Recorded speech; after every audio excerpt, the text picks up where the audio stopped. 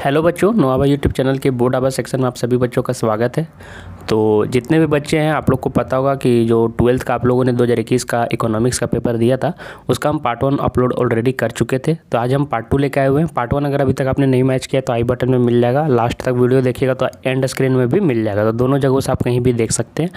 तो चलिए अभी हम पार्ट 1 देखते हैं और कितना सही आप मैच कर लीजिएगा। शायद 17-18 क्वेश्चन तक मैंने पार्ट 1 में करा दिया था, तो यहाँ से हम लोग पार्ट 2 कर रहे हैं। और एक बात मैं और कहना चाहूँगा कि चैनल को जरूर से सब्सक्राइब करके रखिएगा। बहुत ही मेहनत लगती है बच्चों वीडियो तैयार करने में, और बहुत ही मेहनत लगता है, रिसर्च लगता है। तो वीडियो को लाइक कीजिएगा और दोस्तों के बीच शेयर भी कीजिएगा, ठीक है। और लाइक तो जरूर ही करना है, वीडियो को लाइक कीजिएगा तभी रैंक करेगा।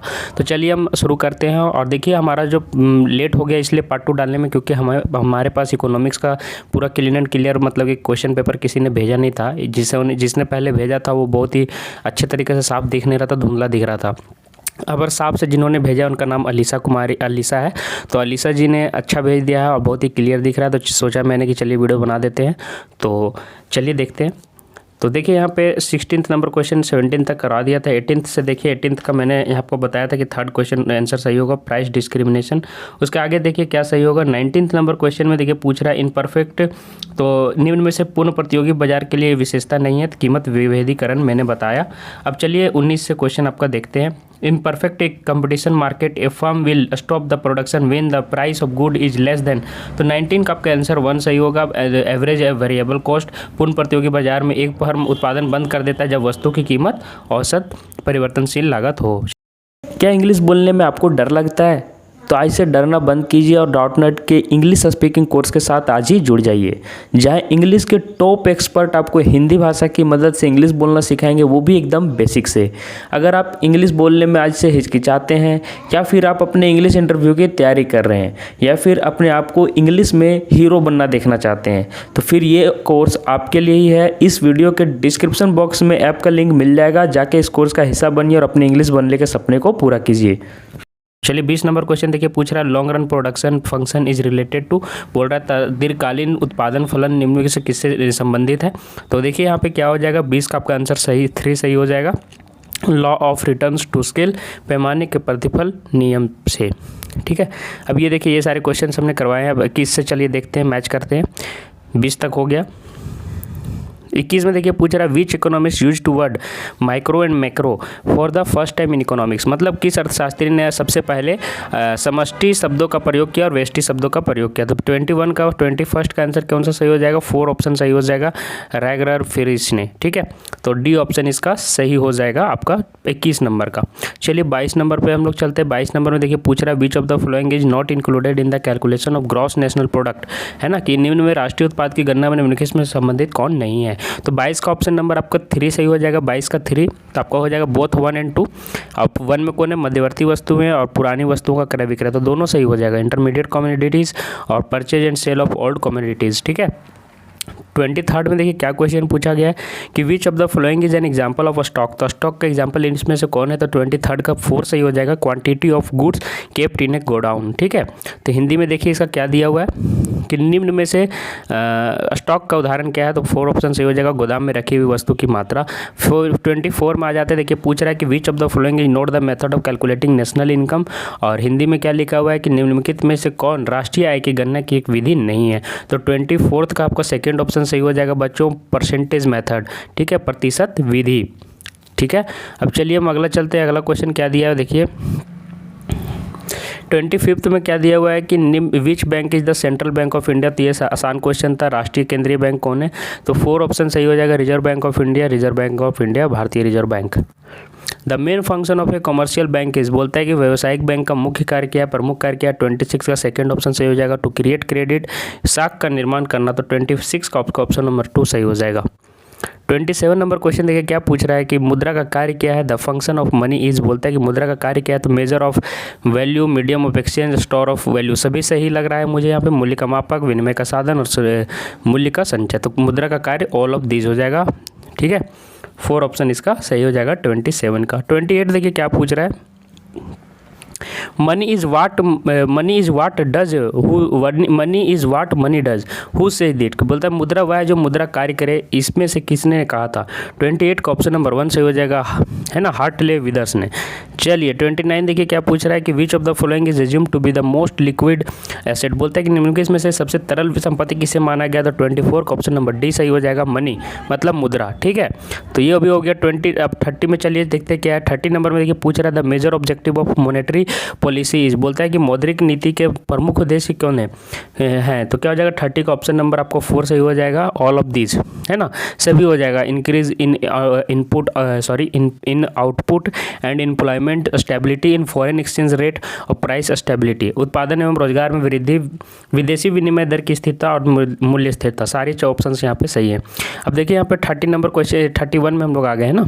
If the value of CRR दिया हुआ है, the value of money multiplier क्या होगा, है ना, नगद रिजर्व अनुपात आपको दे दिया गया, मुद्रा गुणक का मान क्या होगा। तो 31 का ऑप्शन नंबर 3 सही होगा, 4 उसका ऑप्शन सही है, 34 का 3। अब देखिए अगला क्वेश्चन क्या पूछ रहा है, ब्लैंक दिया हुआ है, is a component of aggregate demand. तो 32 का सेकंड का कौन सा ऑप्शन सही हो जाएगा, 32 का A1 ऑप्शन सही लग रहा है ना, कंजम्पशन सही हो जाएगा 32 का। तो कंजम्पशन इसका सही हो जाएगा, 32 का मैंने यहाँ पे बता दिया है ऑप्शन नंबर। अब 32 के बाद 33 वाला सब मैच करते हैं, चूँकि 33 कहाँ चला गया, हाँ यहाँ पे 33 से, ठीक है।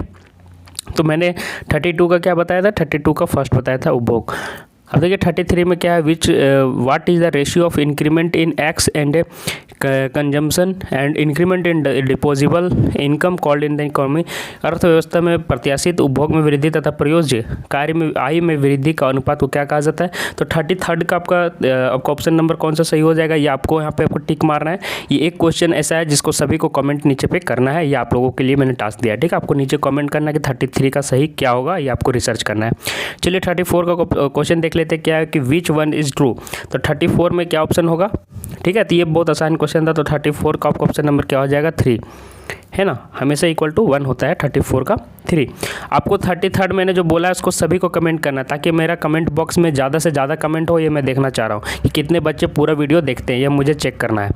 अब चलिए अगला, वहाँ से छूट गया था ना, तो चलिए हम यहाँ 35 में आ गए हैं कि which economy set supply creates its own demand, बोलता है पूर्ति अपनी मांग स्वयं निर्मित करती है, किस अर्थशास्त्री ने कहा है। तो 35 का आपको ऑप्शन नंबर 4 सही हो जाएगा, JM केन्स, ठीक है। 36 में देखिए क्या पूछ रहा है कि if autonomous consumption and marginal, जितना लंबा दिया आप पढ़ लीजिएगा खुद, यदि किसी अर्थव्यवस्था में स्वायत्त उपभोग की मात्रा 50 करोड़ और क्या क्या दिया हुआ है, तो प्रत्याशित उपभोग की मात्रा क्या होगी, ये पूछा हुआ है। तो देखिए 36 का आपको ऑप्शन नंबर 3 सही हो जाएगा, मैं बता दूँ 320 करोड़ आपका सही हो जाएगा 36 का, ठीक है। 37 में देखिए क्या पूछ रहा है कि what is the period financial year in India, बोलता है कि पीरियड पूछ रहा है कि अवधि कितना होता है वित्तीय वर्ष की, है ना, अवधि कब से कब तक मानी जाती है। तो क्या हो जाएगा 37 का आपको ऑप्शन नंबर 1 सही हो जाएगा, 1 अप्रैल से 31 मार्च, ठीक है। तो 37 का आपको ऑप्शन नंबर 1 सही हो जाएगा। चलिए 38 में चलते हैं, ये लास्ट पेज था आपका। In India 1 rupee note is issued by, कौन इशू करता है, तो ये भी आसान क्वेश्चन था। तो 38 का ऑप्शन नंबर 2 सही हो जाएगा, finance ministry of government of India, है ना। तो 1 रुपये का नोट जारी कौन करता है, भारत सरकार का वित्त मंत्रालय। 39 देखिए पूछ रहा है कि the expenditure which do not create assets for the government are called, क्या कहलाता है। 39 का ऑप्शन नंबर 1 सही हो जाएगा, रेवेन्यू एक्सपेंडिचर, ऐसा व्यय जो सरकार की किसी परिसंपत्ति का सृजन नहीं करते कहलाते हैं राजस्व व्यय। 40 देखिए पूछ रहा है कि when all levels of income are taxed at the same rate then the tax is called, बोलता है आय के सभी स्तरों पर जब एक समान दर से टक्कर लगे तो कौन सा कर कहलाता है ना। तो 40 का ऑप्शन नंबर 1 सही हो जाएगा, प्रोपोर्शनल टैक्स, अनुपातिक कर। तो इस तरह से देखिए बच्चों मैंने 40 का क्वेश्चन आपको बता दिया है और आपको कमेंट में बॉक्स में कमेंट करना है। एक आध दो क्वेश्चन अगर गलत हो जाते हैं तो आप नीचे कमेंट में कमेंट कीजिएगा, जब मुझे लगेगा कि आपने सही बताया तो मैं उसे पिन कर दूंगा। जैसे पिछला पार्ट में मैंने शायद एक क्वेश्चन का गलती से जवाब दूसरा दे दिया था मिस्टेक से, कभी कभी मिस्टेक हो जाती है, आप थोड़ा समझा करें, तो उसे मैंने पिन कर दिया था जब मुझे पता चला कि वो सही है। तो आप भी जब यहाँ पे पिन करेंगे, जैसे कि देखिए मैंने यहाँ पे ऑप्शन का एक मतलब कि बना लिया है पेज, ठीक है। एक बार क्वेश्चन को सभी को देख के मैंने एक पेज में लिख लिया है ताकि आप लोग को जल्दी जल्दी बता सके। तो कभी कभी मिस्टेक से गलत बोला जाता है तो आप उसको थोड़ा समझा करें, और नीचे कमेंट बॉक्स में अगर आपको लगता है कुछ गलती से कुछ भुला गया हो तो उसे कमेंट कर देंगे। जैसे कमेंट करेंगे मैं उसे पुनः चेक करूँगा कि क्या मैंने सही में क्वेश्चन को गलत सॉल्व किया है, तो फिर मैं आपको वहाँ पे बता दूंगा, पिन कर दूंगा। तो ज़्यादा क्रिटिकल होने की ज़रूरत नहीं है कमेंट बॉक्स में कि ये है वो है, कभी आदमी हूँ, आदमी से सभी से गलतियाँ हो जाती हैं। तो ठीक है, आशा करता हूँ वीडियो पसंद आया होगा और जो क्वेश्चन मैंने एक टास्क दिया उसको आपको कमेंट करना है और पार्ट 1 भी देख लीजिएगा। बाकी सब्जेक्ट का भी मैंने डाला है, बहुत ही मेहनत लगती है। वीडियो लाइक कर लीजिएगा और चैनल को जरूर से सब्सक्राइब कर लीजिएगा। आज के लिए इतना ही बच्चों, धन्यवाद।